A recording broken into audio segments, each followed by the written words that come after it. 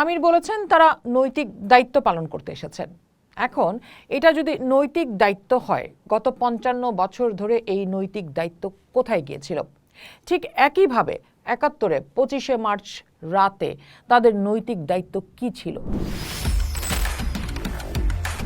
২০২৬ সালের স্বাধীনতা দিবসে জাতীয় স্মৃতিসৌধে প্রথমবারের মতো শ্রদ্ধা জানাতে গিয়ে জামায়াতে ইসলামের বর্তমান আমিরের দেয়া বক্তব্যে এক নতুন আলোচনার জন্ম দিয়েছে।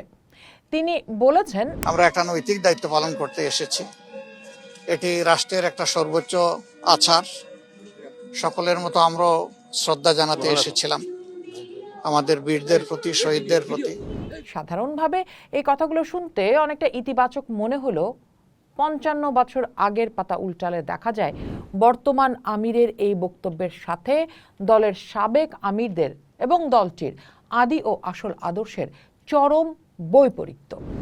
আমিরের এই বক্তব্যকে ৩টি ভাগে বিশ্লেষণ করলেই ১৯৭১ সালে তাদের ভূমিকার সাথে সেই বৈপরীত্য ধরা পড়ে।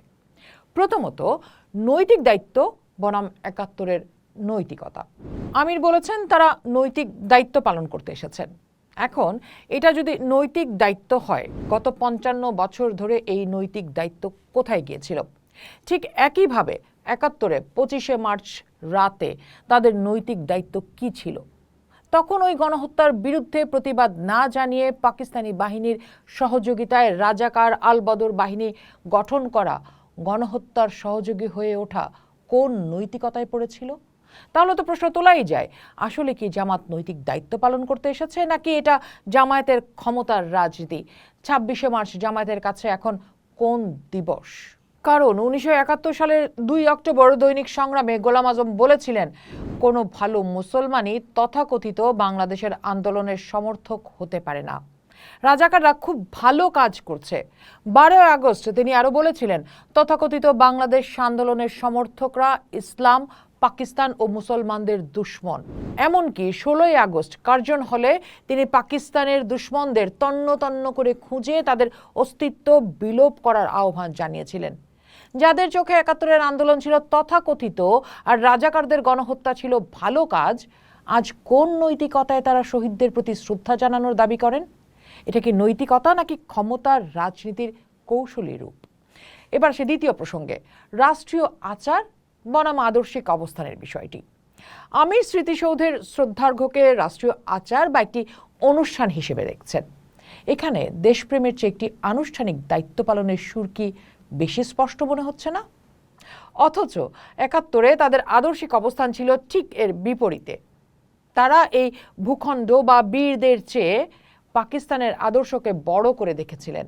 ৭১-এর ৮ সেপ্টেম্বর দৈনিক সংগ্রামে শির দেগা নেহি দেগা আমামা শিরোনামে প্রকাশিত বক্তব্যে মতিউর রহমান নিজামী বলেছিলেন, পাকিস্তান কোনো ভূখণ্ডের নাম নয়, এটা আদর্শের নাম। ১৬ই আগস্ট ছাত্রসংঘের এক সমাবেশে তিনি ঘোষণা দিয়েছিলেন, ছাত্রসংঘের কর্মীরা পাকিস্তানের প্রতি ইঞ্চি জায়গা রক্ষা করবে। যাদের কাছে বাংলাদেশ কোনো ভূখণ্ড ছিল না, বরং পাকিস্তান রক্ষা করাই ছিল প্রধান ইমানি লক্ষ্য, আজ স্বাধীনতার অর্ধ শতাব্দী পর রাষ্ট্রীয় আচারের দোহাই দিয়ে তাদের শ্রদ্ধা নিবেদন কি কেবল লোক দেখানো নয়? বীর শহীদদের শ্রদ্ধা জানানো যদি কেবল একটি অনুষ্ঠানের অংশ হয়, তবে সেই শ্রদ্ধার গভীরতা নিয়ে তো প্রশ্ন থেকেই যায়। এবার আসে তৃতীয় প্রসঙ্গে, আমাদের বীর বনাম বিচ্ছিন্নতাবাদী প্রসঙ্গটি। সবচেয়ে বিস্ময়কর হলো আমিরের এই দাবি যে আমাদের বীর ও শহীদদের প্রতি শ্রদ্ধা জানাতে এসেছি।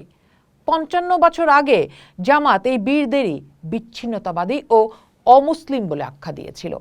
আজ যাকে বীর বলছেন, ৭১-এ তাদের হত্যার জন্যই তারা পাকিস্তানি বাহিনীকে সর্বাত্মক সহযোগিতা করেছিল। ১৯৭১ সালের ২০ জুন গোলাম আজম বলেছিলেন, কেবলমাত্র দেশপ্রেমিক জনগণের সাহায্যেই বর্তমান বিচ্ছিন্নতাবাদী তৎপরতাকে কার্যকরভাবে প্রতিহত করা যেতে পারে। শুধু তাই নয়, পবিত্র কোরআনের আয়াতের অপব্যাখ্যা দিয়ে মুক্তিযোদ্ধাদের হত্যার নির্দেশ দেওয়া হয়েছিল। তৎকালীন সময়ে বলা হয়েছিল, কোরআনের সূরায়ে তাওবার ১১১ ও ১১২ নম্বর আয়াতের আলোকে ওই সকল ব্যক্তিদের খতম করতে হবে যারা সশস্ত্র অবস্থায় পাকিস্তান ও ইসলামের বিরুদ্ধে যুদ্ধে লিপ্ত হয়েছে। যাদের একসময় খতম করার ফতোয়া দেওয়া হয়েছিল, যাদের মা বোন স্ত্রীদের ধর্ষণে সহযোগিতা করা হয়েছিল বা ধর্ষণ করেও ছিল তারা, আজ তাদেরই বীর বলা কি ইতিহাসের সাথে মুনাফিকি নয়? অনেকেই বর্তমান সময়ের কথা বলবেন, বদলে যাওয়া জামাতের কথা বলবেন।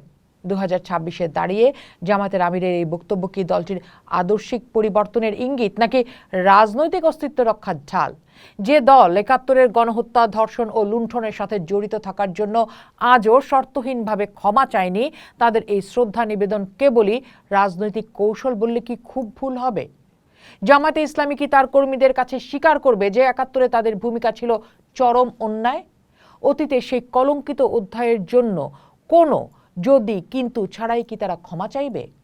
ইতিহাস বলে ক্ষমা, অনুশোচনা এবং বিচার ছাড়া ইতিহাসের সাথে ন্যায্যতা হয় না। ভেবে দেখেন, কিছু সময় পর আওয়ামী লীগ যদি জুলাই হত্যাকাণ্ড নিয়ে ক্ষমা, অনুশোচনা এবং বিচার ছাড়াই শুধু এমন আচার পালন করতে আসে, তাহলে কি তা মেনে নেওয়া যাবে? পোস্ট দেখুন, ভাবুন, করুন, পোস্টের সাথেই থাকুন।